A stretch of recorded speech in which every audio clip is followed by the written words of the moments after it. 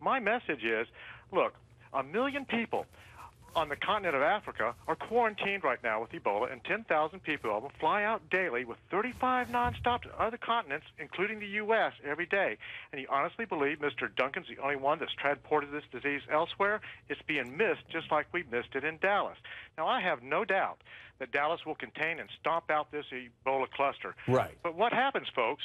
What happens when it gets into Mexico City or my beloved country of Guatemala? The CDC is just not going to fly loads of jets well, so wait a minute. supplies in there to tamp it down. Well, so wait a minute. Crossing the border in every minute. Every advanced health system Gil, has a system that can be taxed. I want to make sure I understand your point. So your point is that it's inevitable that it's going to get into other countries that don't have the equivalent of the CDC there to contain it, and once it grows sufficiently in those areas, there'll be such a load on the globe, so to speak, that it will eventually, overwhelm us? There'll be pouring in the borders? That statement is close to being true. It's not my statement. It's the World Health Organization, September 4th. They said it's just a matter of time before it starts showing up in clusters and industrialized countries. Well, clusters, 2 weeks later, thing. And a month later, the president said it was an extremely small chance.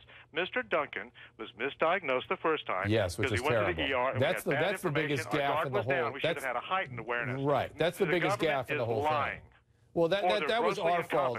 But Dr. Mobley, that was our fault as physicians. Our system failed on that one. That wasn't the government. The guy went to the ER, and the ER turned him away. The government was telling us it was a very low chance, and the World Health Organization said it was inevitable. My point is, we've got the biggest third world country in the world right to our south, and the doors are wide open.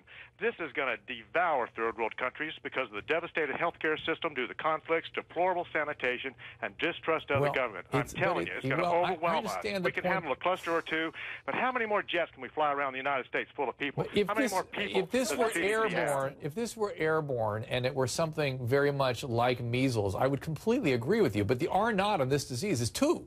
So it's an arithmetic. Go back 20 years ago, you understand that this became airborne in Maryland in the research lab. Read Richard Preston's The Hot Zone, sir. No, my understanding is, and I don't have CDC on a regular basis. Listen, my understanding through talking to people that work in infectious disease is that there's no documented case of a virus ever going from being non-airborne to airborne, and certainly never been seen with Ebola. But you and I are going to have to agree to disagree on that.